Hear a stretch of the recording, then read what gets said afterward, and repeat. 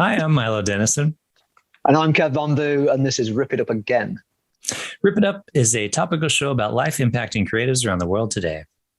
Yeah, and on tonight's show, we're joined by special effects makeup artist Rob Berman, who has an incredible catalogue of classic films under his belt.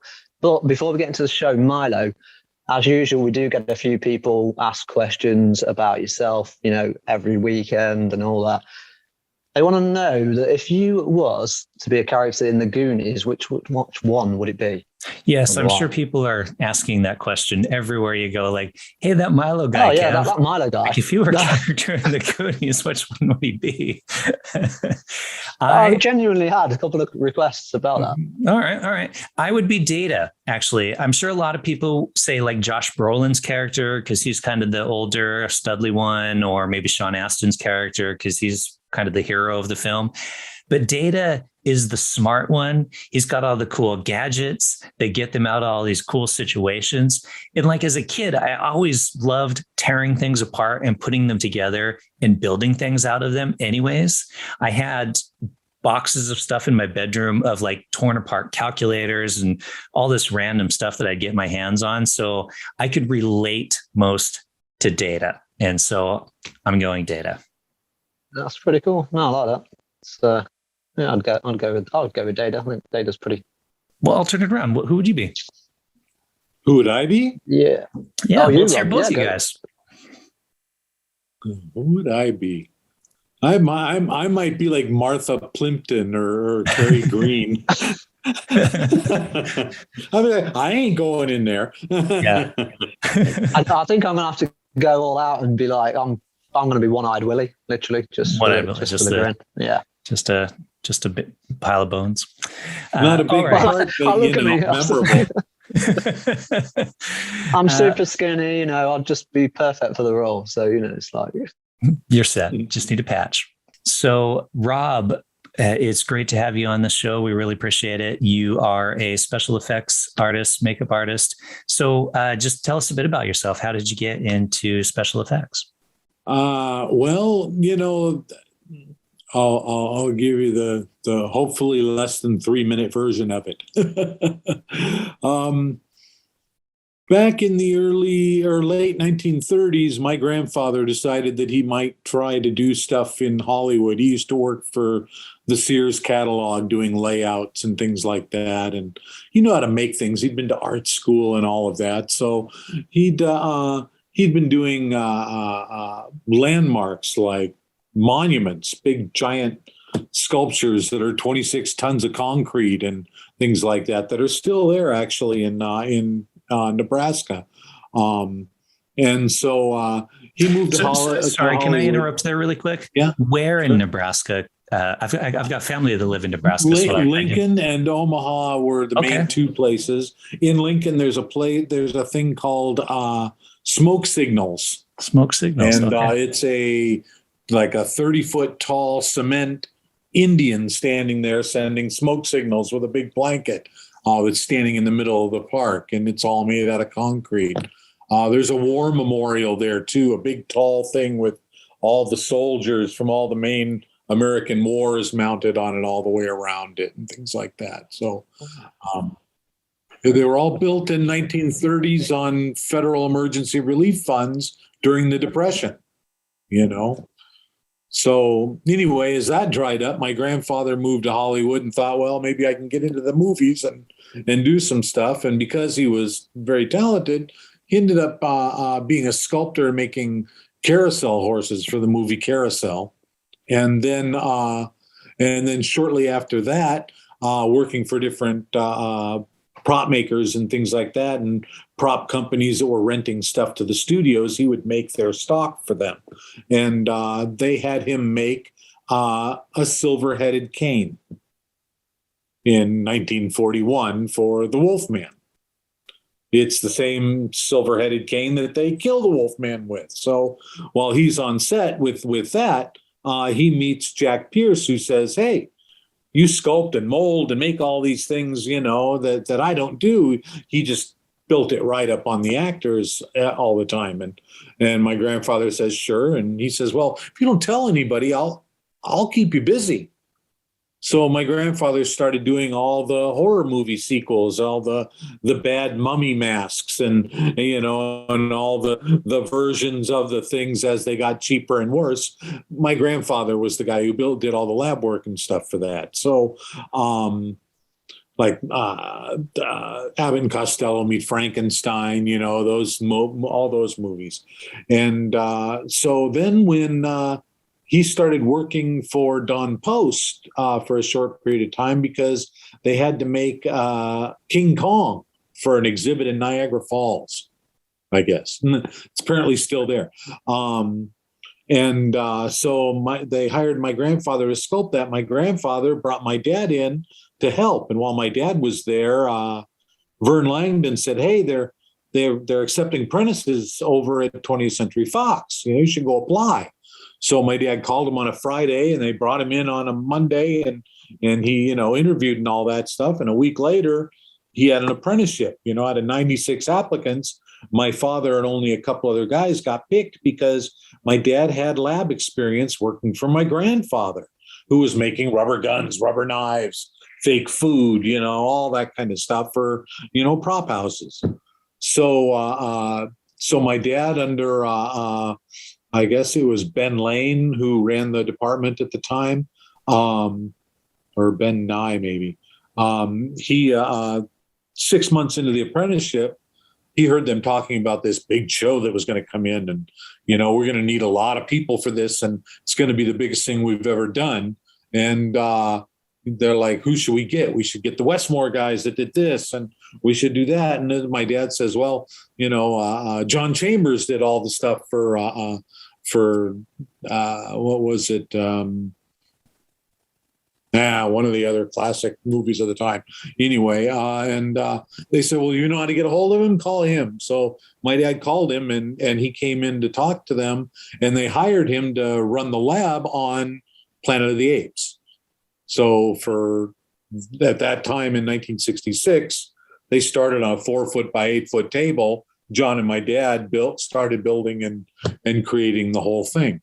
And so from there, enter me. I'm only 4 at the time. So by the time I'm like 17 or 18, I'm trying to find work and figure out what I'm going to do. I had no real specific interest in effects or anything like that. It wasn't like I was a fan or anything. I liked them, but I wasn't one of those guys. So it was the normal life for me. It was the Brady Bunch. He said, come in after school. So I come after school, and then I graduated high school, and I was still there, and then for almost a year, I just kind of was support in the shop, cleaning, stocking, making sure everything was the way it was supposed to be. Pretty soon, I was kind of running things because I was the only one that knew where everything was and all of that stuff. And it gave me a great kind of Karate Kid-like background on how to do things. It's, I learned how to do all the stuff around it first, and then I learned how to be the artist and do all the rest of those things. And so he lays me off before I get the chance to be an artist. And at that same time, he got a call. Somebody needed somebody to do foam latex. So he says, well, here, take my son, And so I went off to go work for Rob Bottin on the thing. And, I kind of never looked back after that. I just, this is what I'm going to do. It's, I'm going to do this. I'm going to make foam latex. I'm going to make monsters for a living. I'm going to make rubber monsters for my life. This is great. Yeah, literally I'm sure plenty of jealous cool, people out literally there. to be kind of like go into that and be like, especially at the outset. Obviously, you had the generations of, your family being in special effects and it just being like the surroundings for you. But great thing that you mentioned the thing, because I am actually going to ask you about that, with it being one of your first, your first major kind of projects that you worked onto. So, we're pretty blown away about your kind of like catalog of works, because to yourself, they're just jobs, but obviously to people like us who like kind of cult films and stuff, it's just like, oh wow, the guys worked on this, and this, and obviously one of them was The Thing. So can you tell us a little bit about The Thing? And obviously, you end up working basically opposite Bottin's studio. Yeah, so when I got interviewed to do the thing, they asked me if I knew a lot about doing large amounts of foam latex. And I was coming off of a couple of shows where we had done, big batches in small mixers. But when I came into the foam room on the thing, we had 3 20-quart Hobart, bakery mixers. And it's like, oh, big batches of foam. I didn't know anybody. I don't think anybody at the time knew anything about doing that. They were kind of winging it before we got there, but weren't producing much in the way of results. So when Dale and I came in, we kind of revamped it and set it all up so that, so that for the future, the rest of at least the 80s, in the future of Rubber Monsters, the foam latex department became its own department after that. Before then, it was just, whoever's got spare time, you go run the foam. But, we made it an actual sort of profession from there. That led to Ghostbusters. That led to The Fly. It led to all different other kinds of foam shows for me. So, what did they need? That was kind of innovative. What did they need so much? You mentioned the quantity of foam for the thing. Like, what was that much foam used for? We ran foam. We had 3 20-quart mixers going simultaneously to make like the Charlie Hallahan body, where the most amazing effect sequence ever put on film, in my opinion. Even if I hadn't worked on it, it doesn't matter. But and without CG, before any computer graphics could ever be done, we had a guy have a heart attack on a table and have his chest rip open and bite a guy's arms off. While the guy flails back, the chest opens up, a monster shoots out of his chest onto the air duct, onto the ceiling, and they toast the thing with flamethrowers. At the same time, the head stretches out off the table, falls onto the floor, sprouts legs into a spider, and crawls away. Yeah. Love that scene. What? Like, that's computer. Yeah, no, it's 1981. and it's still incredibly impressive today. You see it on the big screen now, and it still holds up as good as anything that's done now. And that's why, because there's actual stuff there that is actually happening and people are actually interacting with it versus. And it's made of rubber and it's physically there, and there's real fire and there's real, goo, and there's real everything. Well, yeah, because also, I mean, it's obviously it's the early 80s, and there's not a lot of people stepping in to say, oh no, you can't do that because you need to sign this. See, it was Rob Bottin. Rob Bottin was more like, well, let's try this shit. He was willing to take it beyond and above anything to make it different, to set himself apart from everybody else. And he really did it. Without him, that film would not be anything like what it is. It would have been pretty standard, run-of-the-mill, Rubber Monster, But no, this was unlike anything you'd ever seen before and since, Yeah. That film stands the test of time. You could watch. Kevin and I actually just watched that, and we did another. We're probably like our 20th or 30th watch, and a few years. Yeah. So you mentioned The Fly there really quick as well. Sure. So tell us a little bit about that one as well, because there's a lot of really great effects in that film as well. Again, not CGI effects that are. Of course.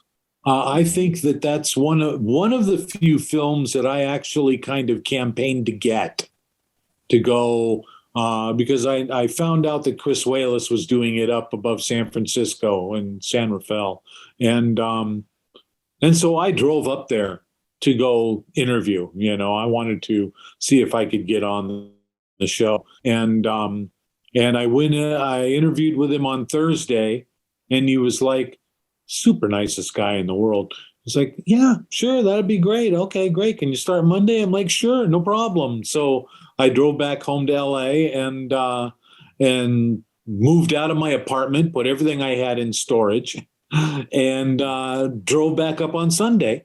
and started the job. I was there for like 5 months. Was there a little extra time because we did some stuff for the Golden Child while I was there. But he started me making molds. And so I made a bunch of mold parts and things like that. And then I was running all the foam for him. That's what he wanted to make sure was that all his foam was going to come out good, because everything, again, was going to be made of foam. No silicone or anything like that at that time. At least not that anybody was using. And then he brought Jeff in so that they could build his bodysuits on him, pre-assemble everything so that he could just come in, put on a bodysuit, and he'd be the fly, Yeah. So he picked one of the guys, John, and myself, to be the guys that pre-assembled everything. Since I made all the foam, I was, deemed that I would be a good person to glue it all together. Plus, my dad had a working relationship with Jeff from having done Body Snatchers years before, So we sat there for 2 days and glued Jeff into his bodysuits. And he says, "So, did you read the script?" And I'm like, "Well, we didn't get to see the script." He goes, "Oh, okay. Well, do you want to hear it?" And I'm like, "Sure." He goes, "Okay." And so he recited it pretty much beginning to end with all his little camera moves and personal little notes about what he thinks it should be like from beginning to end over 2 days. We got to see the movie through his eyes. Oh, that's awesome.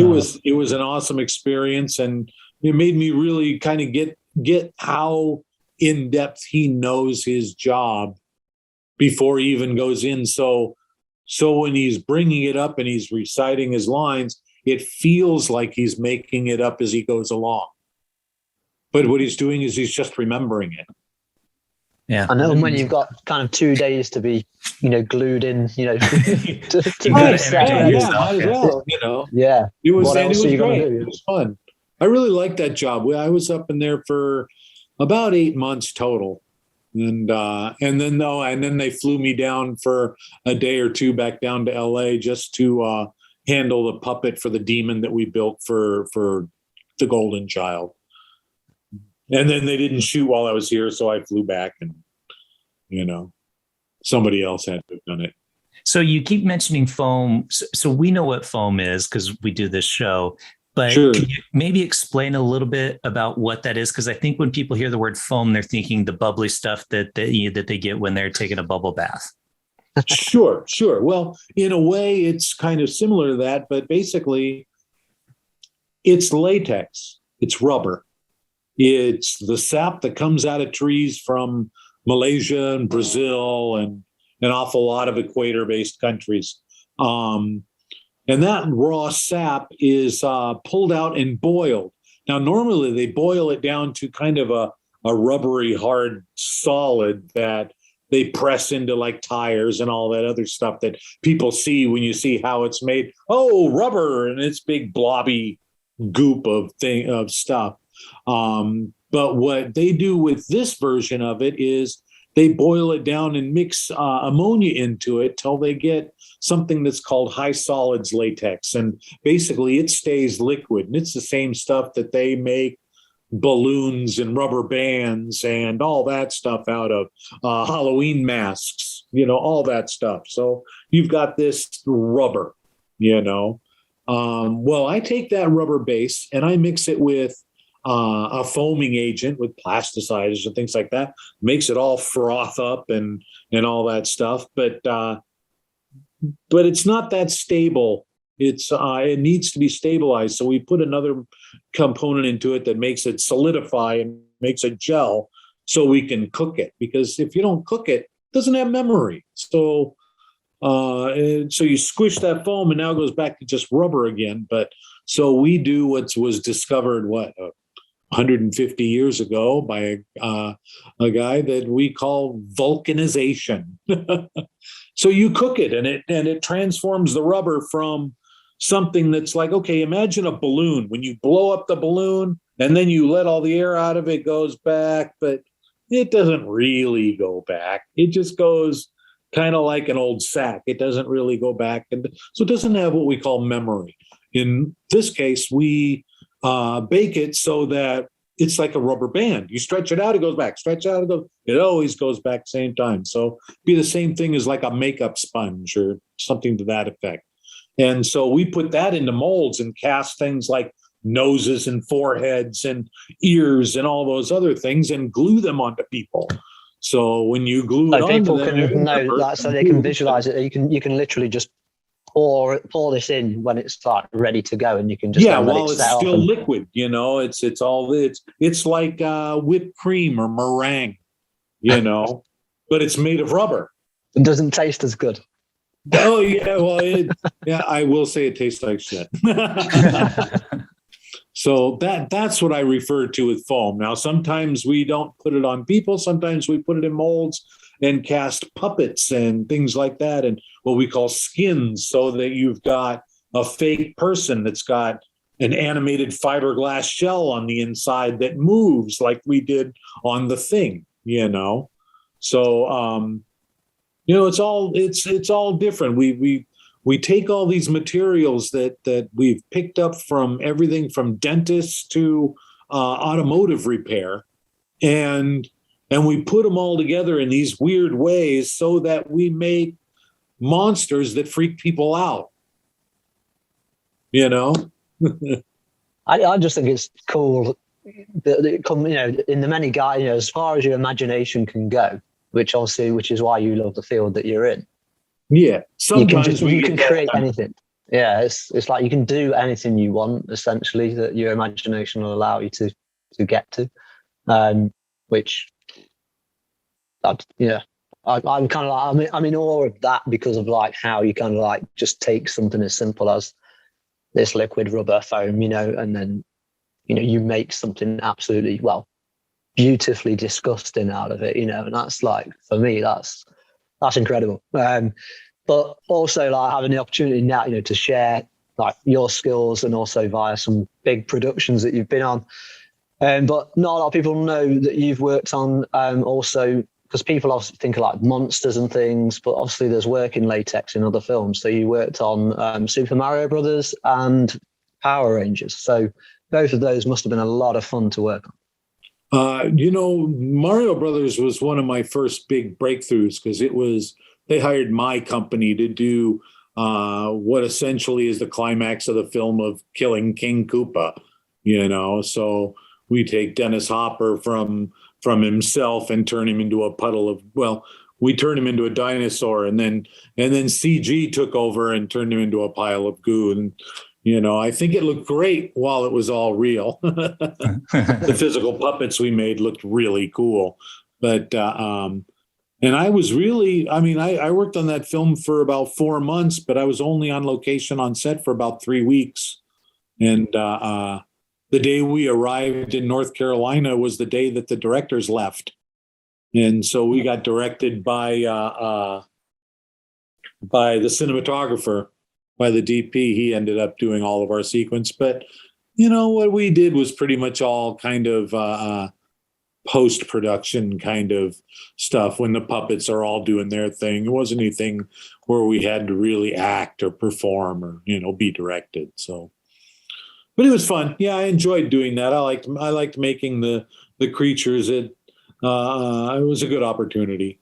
And Power Rangers was the first year my wife and I started our company, and it was probably one of the hardest jobs we've ever done still to date, even after almost 25, 26 years.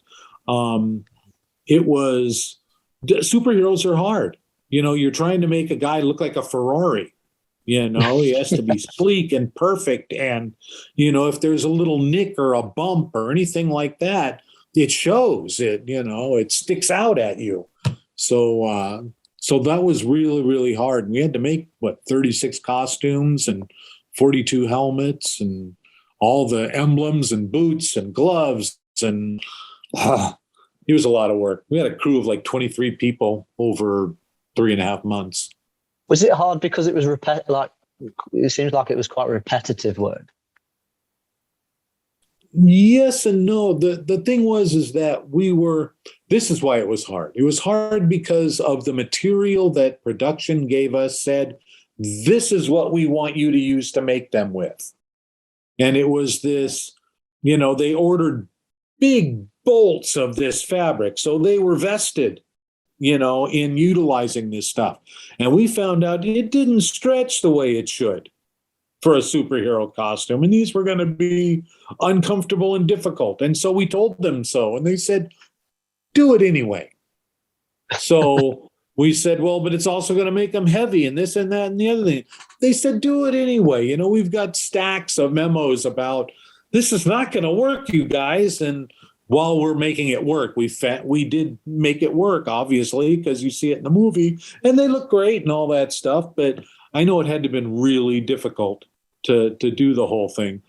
And so, and then they didn't send any of us personally down to shoot in Australia with the suits.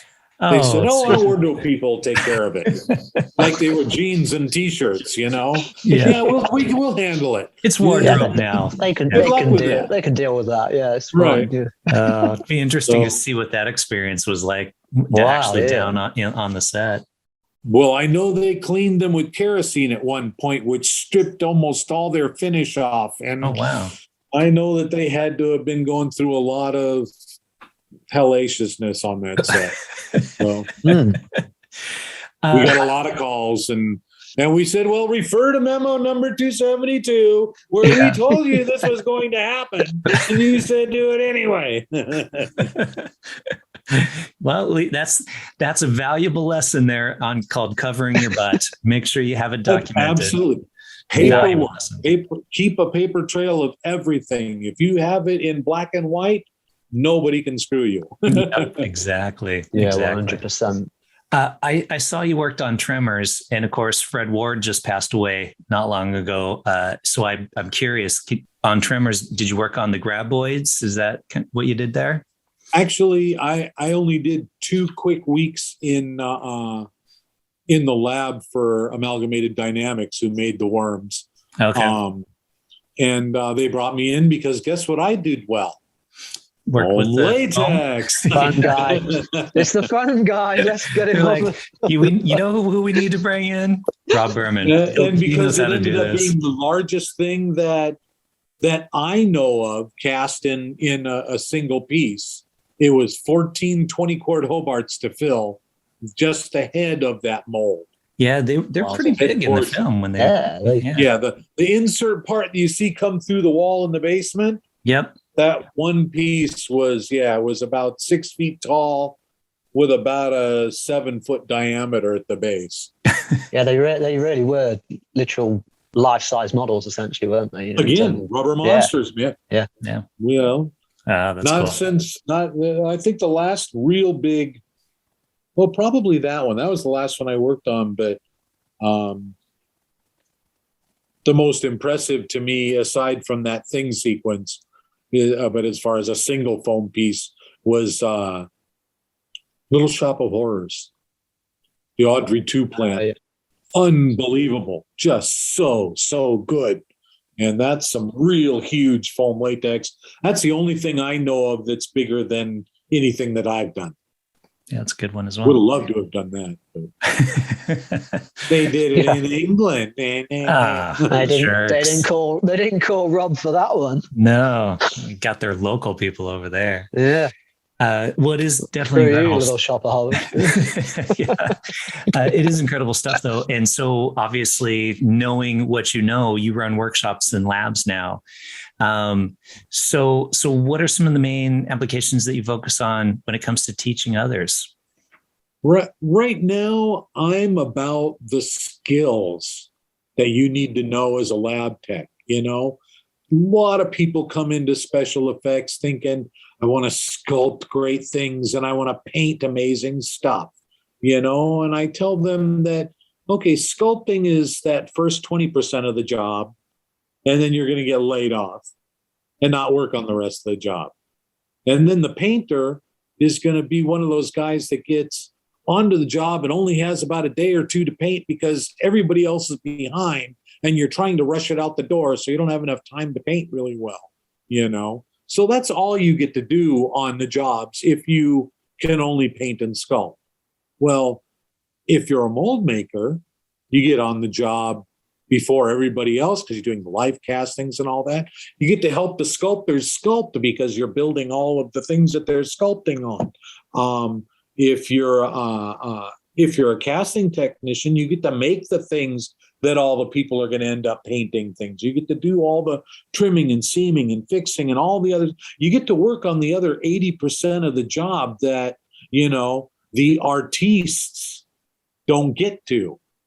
Do you want to, sculpt with clay and paint pretty pictures, or do you want to make rubber monsters? Do you want to do prosthetics? Do you want to build all of these things on people? So I teach you the skills of how to be a good mold maker and how to be a good foam technician and how to work in silicones and do all of those things so that you are hireable for the whole job, not just the beginning and the end. I know I'm going to ask you because you just mentioned silicon again, because obviously that came in and kind of overrides foam a little bit in a more modern era. But it took a dent out of foam latex, but now people are realizing that it's not the magic bullet that solves all the problems. Well, you just answered my question really there, because I was literally just going to say, what's better, foam or silicon? But I'm sure they've both got. They're both great. If I'm going to do a realistic old age to the eye, it's going to be silicone. But if I'm going to do a big-headed alien, there's no way I'm putting 20 pounds of silicone on that guy's head. I'm sure he's happy about that too. If I have to use silicone, I'll foam fill the silicone so that I can still have a silicone finish if I need to. But I think everything has its uses. If you paint well, it doesn't matter if it's foam or silicone. At least for film, it doesn't. If it's to the eye, you're going to walk up to that person on the street like Sacha Baron Cohen. Yeah, it's probably going to be silicone, But if it's heavy, it's going to droop, and eventually, I wore a silicone forehead one year for Halloween. It was a caveman, and by the end of the night, I could hardly keep my eyebrows up because the weight of it was just so much. All my muscles gave out. That was the excuse. You wasn't bored or anything of the evening. You was I'm awake. Really, I swear, I'm awake. It's a great excuse to have in the bag, though. Right. It's just a mask. Honestly, your skill set must come in really handy around Halloween. It really must. Yeah. Generally speaking, I don't get that many people that come to me wanting me to do stuff because it's expensive. I do have one guy that he's an animator, and he's one of those guys that said, I got more money than I got time, so let's do some stuff. And most years I get to do a cool thing on him, and we've done the classic monsters. I've done him as the Wolfman. I've done him as Frankenstein. Done him as Outer Limits 6-finger alien, nice. With the big head and the pointed ears. Done him as all these different characters, Nosferatu, and and he's just been a great guy to work on. Yeah, a willing and paying subject. I mean, that's better. Yeah, brilliant. Yeah. And the truth is, he comes in. I did his life cast and gave him my head cast, and then he goes and he sculpts and he does what he wants to do, and I just kind of do the molds and castings for him and things like that. So it's really kind of his work. I'm just kind of helping him out, So it doesn't cost him as much, and I get to do these fun makeups that are real interesting to do. So you're a fan of fun stuff anyway, Rob. As you always said, you always like to make things be fun, and we've got a few mini features on this show now where we kind of turn the table. So our first mini feature is Ask an American. So this is, I know you're an American, Rob, but this is your chance to ask Milo a totally unscripted and surprise question. So take it away. I hope you've got something really difficult for him. Ask an American. What would I ask an American? God, there's so many terrible questions that just don't really kind of. Because I'm not political and I'm not religious. That's good. And I don't know anything about sports. So it always makes it difficult. But I'm going to say, Milo, if you could become an expat and get the hell out of here, where would you go? Well, I'm currently in London at the moment. Honestly, yeah. Well. So I didn't mention this when we were starting the call out. So I'm currently in London, but I want to go somewhere warm. So I'm thinking Portugal or Spain is where I want to be an expat next. So I'm from Seattle originally. So, the typical cold Seattle and rain weather isn't your favorite thing in the world. Yeah, it gets old after a while. I lived in Ireland for 7 years where it's the same. It rains all the time. And then, of course, here in London, we get a lot of rain. So I want to be an expat in Portugal or Spain. Awesome. Nice. That'd be great. That's good to know, because I've been considering those kinds of things for a long time. If I could live anywhere I wanted to live, where would I live? And I haven't found any place that solves all my problems the way Los Angeles does. Yeah. So I'm kind of stuck here. I'd love to leave California. I'd love to go somewhere else. I'd love to go, but everywhere starts to sound, well, that sounds buggy, and well, that sounds cold, and well, that sounds dry, and that sounds rainy. That sounds like. But lately, Portugal has sounded really good. I've been watching some documentaries, and it looks really nice. Yeah, I visited, and I loved it, and great wine, obviously, and great food, and they have a good immigration policy for expats there as well. So I think Portugal is top of the list.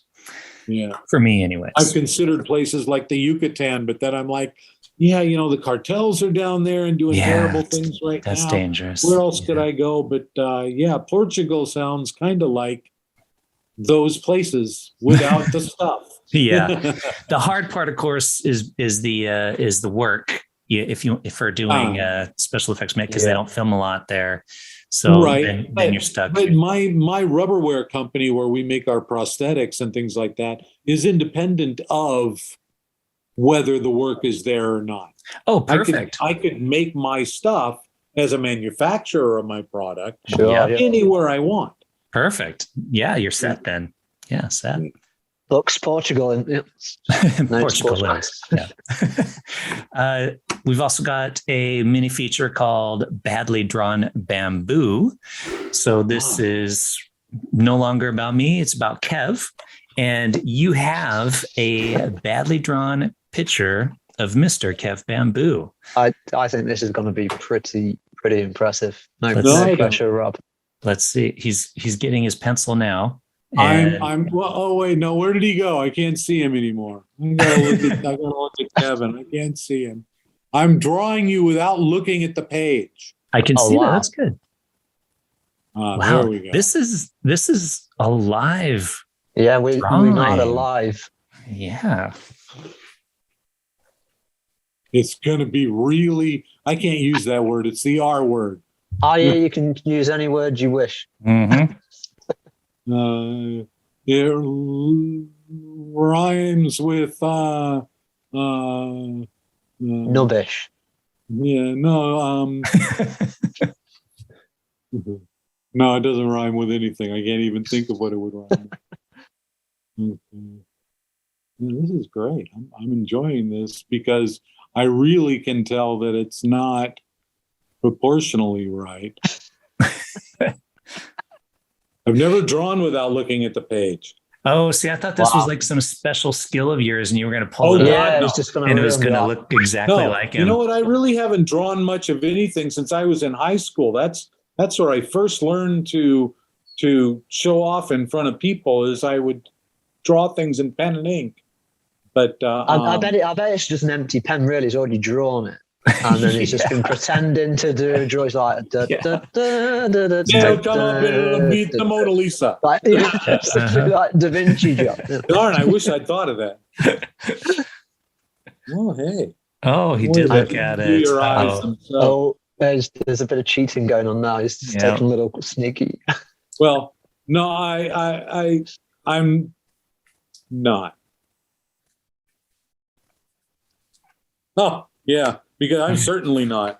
All right, You let's know, see. this is going to be great. Hey, this is in true spirit of Really the ready title for of this? this Yep. feature. Badly More fun than drawn you're bamboo. allowed to have. Okay. Okay. Here we go. Oh man, Oh, that's kind of got a. I like that. That's It's a little kind of Picasso. That's meets, what I was thinking Yeah. of. Yeah, it's got a bit of Picasso going on there. something happening. Yeah, Yeah, that's that's I actually kind of like it. that's very artsy. I do. Yeah, it's got a kind of like Picasso, kind of Matisse, kind of. Thing that going on. outline. I don't know why I'm seeing Santa's elf. Okay. It's kind of Ah. Santa's elf. Yeah, I in, think it's the in hat. Picasso. I'm meets wondering this what's going whole- on here with this little bit. Have I got a cigar on the go or something? I think that's or your a- mustache. Oh no, that's that. This is his shoulders. Oh, yeah, they're shoulders. coming out, Okay. yeah. Shoulders Yeah. coming down. All and right. see, I was doing well after I looked down, and then I did your eyes. Your eyes ended up down here. Awesome. It looks cool. So, Yeah, I it's like- very I like that. artistic. You've got very the peak of the artistic. cap in there. You've I got, like you know, the way your ears and your nose all look kind of removed. to the Uh-huh. side almost of your face. going slightly three-dimensional almost. Like Yeah. they're coming away from the face, which obviously Yeah, they do. yeah. There's depth. It's almost Yeah. I like that. Yeah, Yeah. throw in a It's throw in a like little collar, sell it for a I couple know how grand. to speak the language. A hollow, like a hollow 3D image. Yeah, just like a cell image. That's awesome. So I've got to rate this in a badly sense. But often a lot of these drawings grow on me, even if some of them are rubbish. But we genuinely haven't had, have we, Milo? We haven't really had a lot of actual bad drawings. Everyone always says, "Oh, they're rubbish. I'm not very good at drawing," and then they pop up a picture. And we've had guys that, you know, they're like, some of them are near on works of art, and I'm like, I can't rate this badly. So hold it up again, Rob. Let's have a However, look. in this case, that's not going to be a In problem. this case,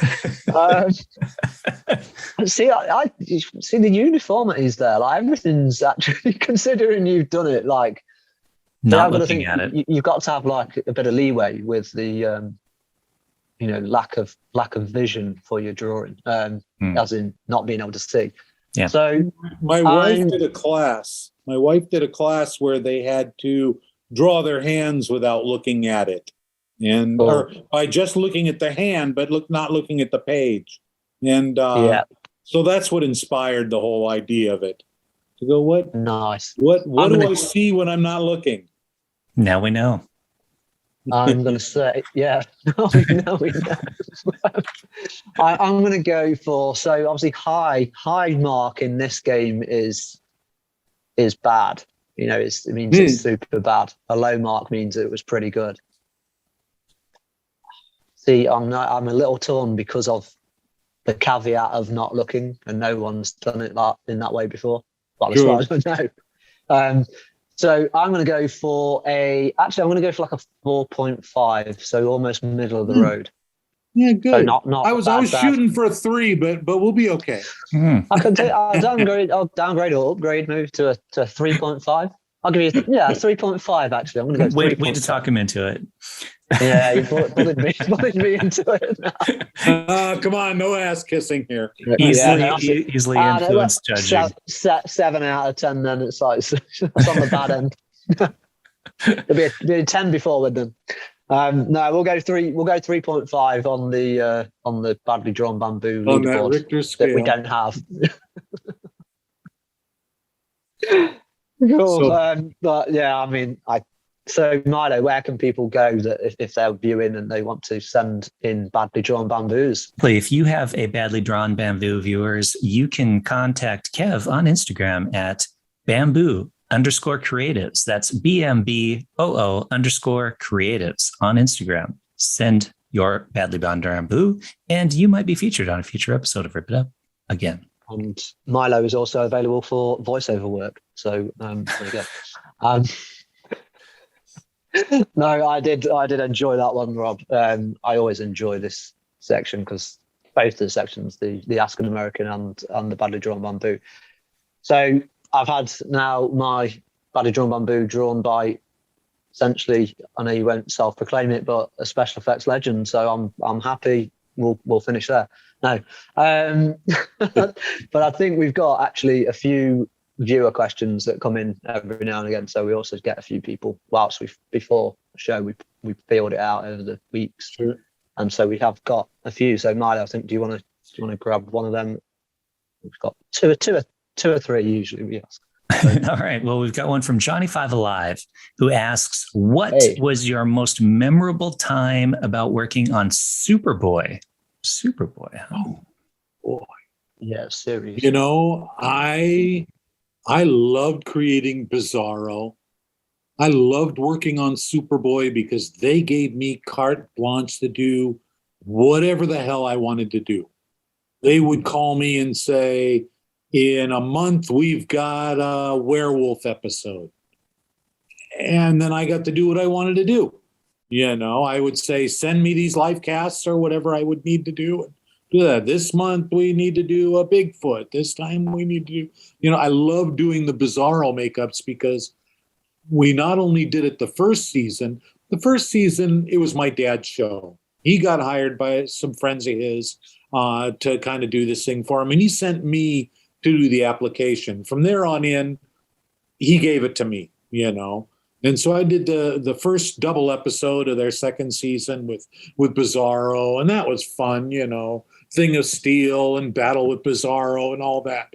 And I got to be really good friends with Douglas Myers, who portrayed him and all that. We became really good friends. I probably made him up 50 or 60 times over the years.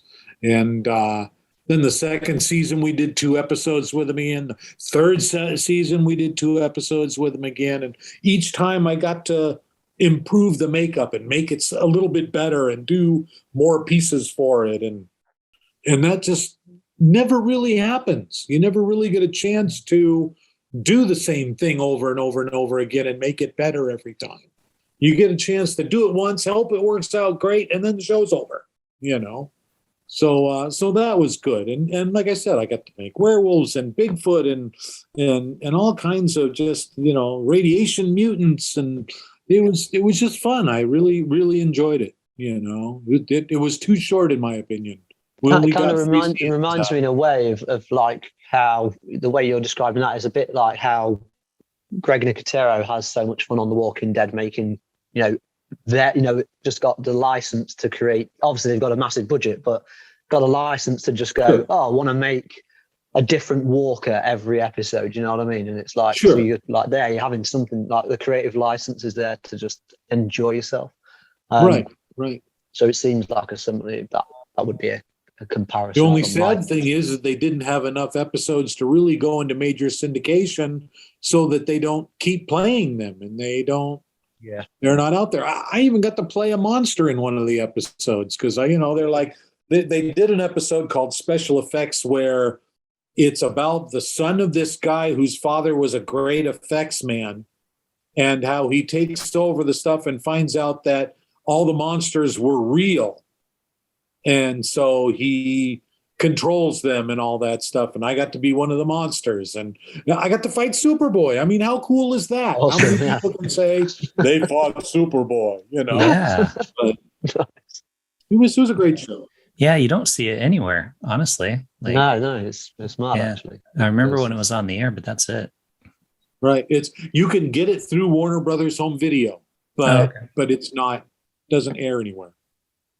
I campaigned for there to be a bit of a Superboy revival, and not just exclusive to kind of Comic Cons and stuff like that. Just actual, get it on the box again, and maybe get someone and make a new one or something.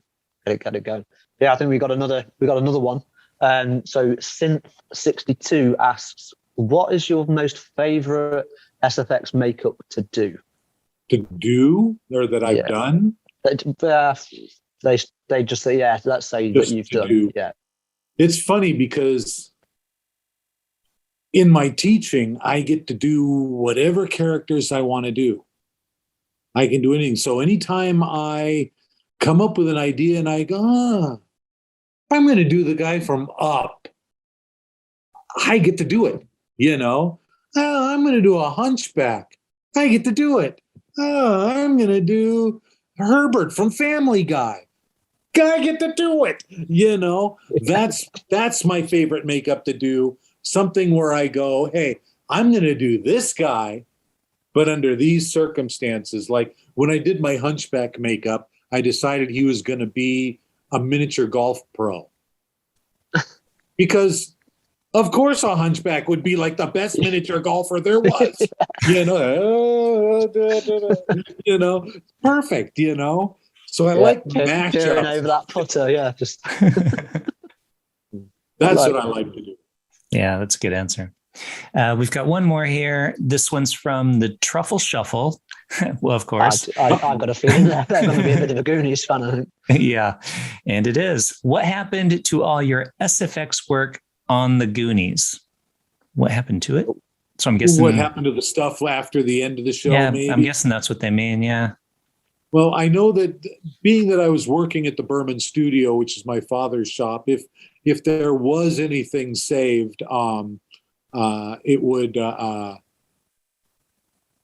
have been with him. And knowing him, he didn't save anything. Oh, okay. But also at the time, like the 32-foot octopus that we made that's cut from the film, once we delivered it to the studio, we never saw it again.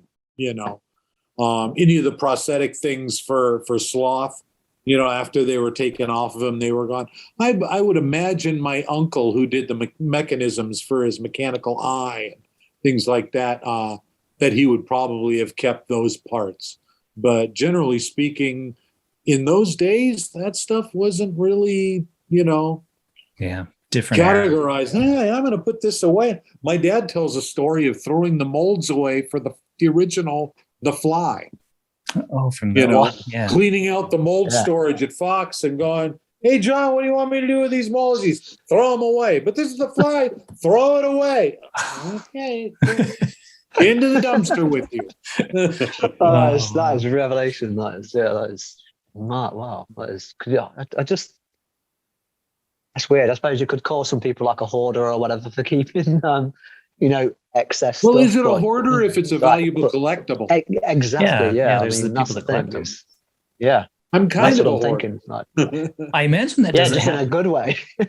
I imagine that doesn't happen much anymore, though, because now people know that there are collectors out there. So now it's probably like, let's hold on to this because somebody's going to want to buy it someday. It's becoming more and more that way. I've been collecting a few of the things that my father's had over the years when he closed down his business and things like that.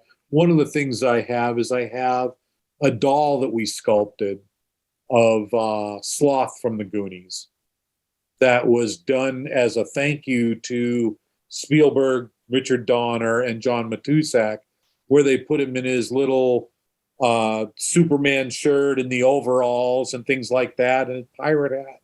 And they put a mechanism in it that made the arms go up and down and the ears wiggle like this if you pushed a button in the base. So that's cool. Where those original ones are, I don't know. They were given to those people, but I've got the mold for that doll, And it's not a screen used anything like that, but it is made by all the people that did all the stuff for it. So I've got a few things like that. I've got some molds from my dad's collection, Invasion of the Body Snatchers, the dog that had the human face on it from the 1970s Body Snatchers, and some molds of the Close Encounters aliens, stuff like that, But the thing is, as well, if you want to, it's just one of those things as well, just for pure enjoyment. There might be a day where you're like, oh yeah, I fancy just I'm going to make one. Sloth.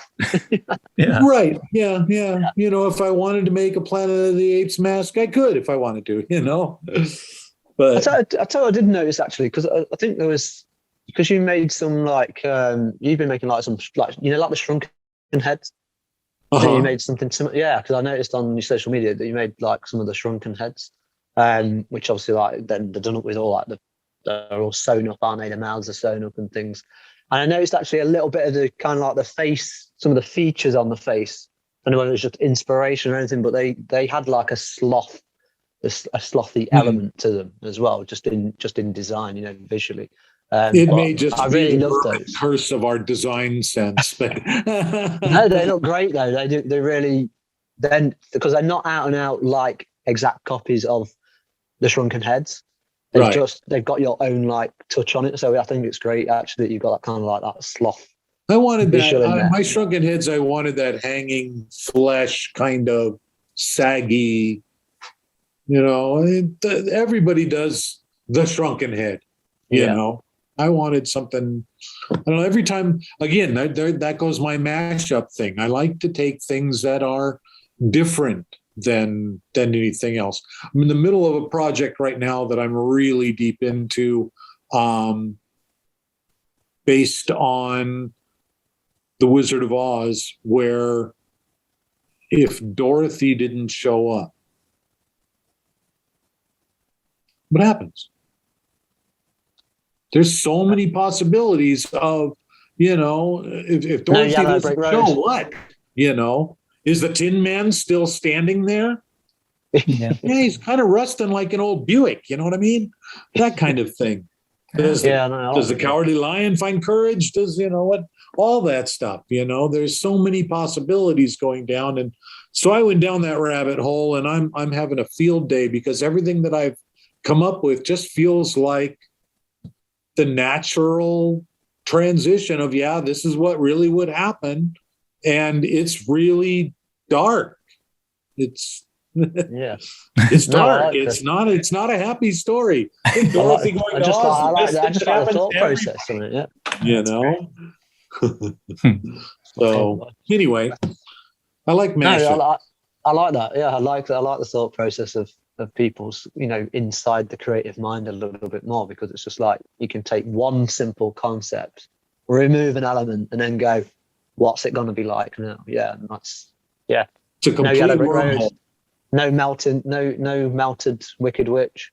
She may have like super prospered. Right? Yeah. So if nobody threw a bucket of water at her, what's she doing? Did the house still fall on the Witch of the East? And what happened to her? And I don't know.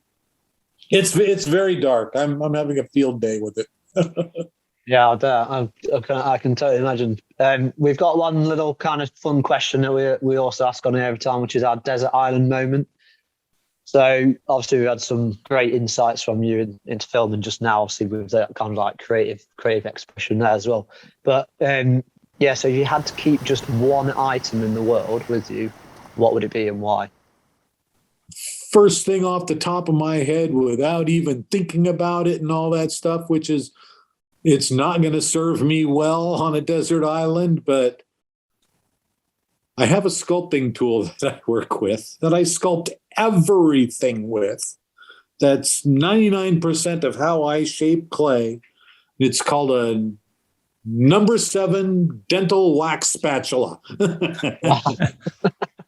It's got a little paddle on one end and a little pointy end on the other. And it's in the dental world, they sculpt teeth with it. And it's the one tool that if I have that, I can do anything.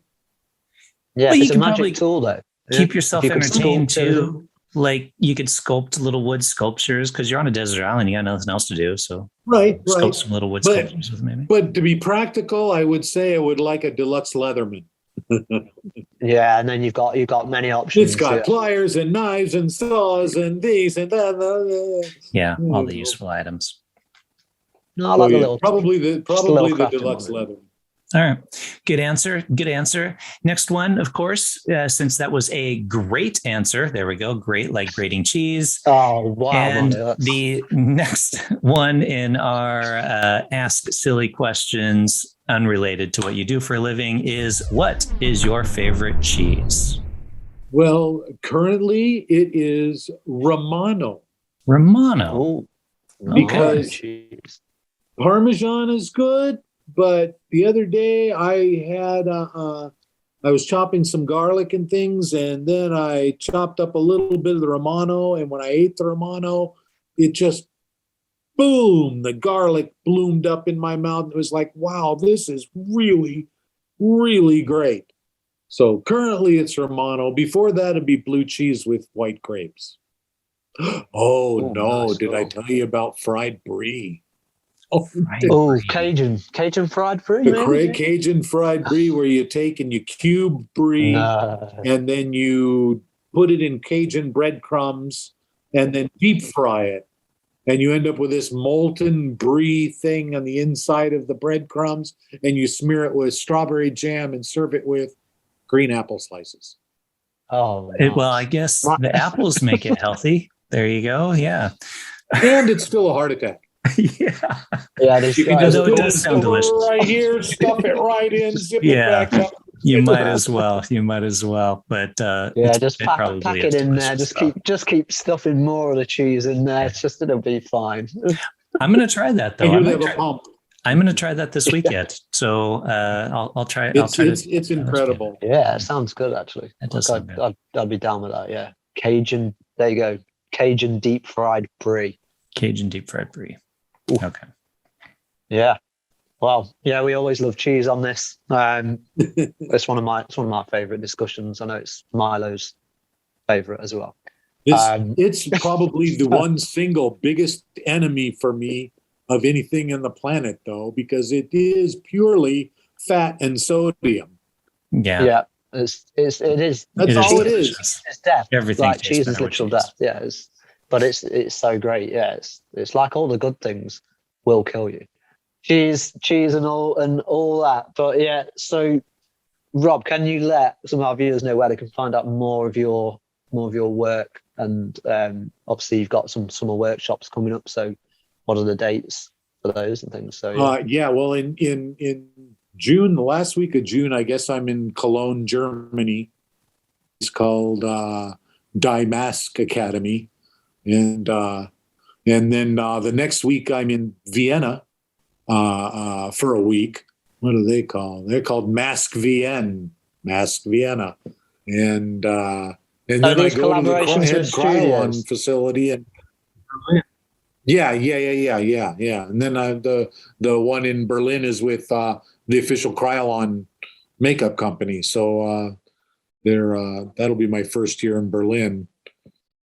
And so and then I do my classes here. I've set myself up so that if somebody wants to take a class, they can just come take the class. They don't have to wait for a series to come around to a new version and make sure that you have this many. And I can do a class with one. In fact, I do it all the time, and it becomes a one-on-one with people, but because I'm here, if I'm here, I can do a class. That's nice. Yeah, I like that. Yeah, I'm sure the one-on-one's nice too, because you're learning, you're able to focus with the instructor as a student and versus teaching a bunch of people at the same time where you got to focus on everybody. So yeah, that's probably a great way. And sure, if I have 10 people in a day, that means I got like 15 minutes for each person. Exactly. Yeah. But if it's one person, we sit around and bullshit all day. And the thing about my classes, again, it's about the skills and all of that, but there's a million other things that you learn at the time, because we just talk about the business and the stuff and how it all works and things like that. And we cover things like, how do you know how much you're worth? How do you know how much to charge? What's it cost you to be you for an hour? Do you have any idea? 99% of everybody has no idea what it costs them to be them for an hour. Or they struggle with undervalue. So how do you know how much you got to charge? Is there How do you? And again, it's. Sorry. I was going to say, is there a website people can go to find out when your next classes and stuff are? They can go to robbermanslaboratory.com. Okay. And that's got all my just the basic information. You can contact me through that, and it goes to my email. So it's just me. So you're not going to end up being cut off by some secretary or something.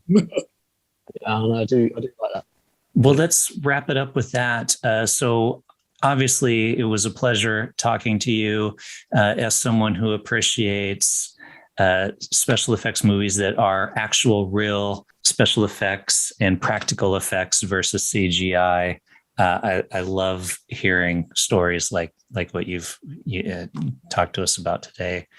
So absolutely amazing. And I know Kev is the same thing. He's a big fan of good special effects work. I'm sure we've not even scratch the surface with you. But yeah, I mean, and of course, thanks to our audience for the interesting questions that you've sent in as well. enjoy your afternoon, Rob. See you, Rob. Catch you later.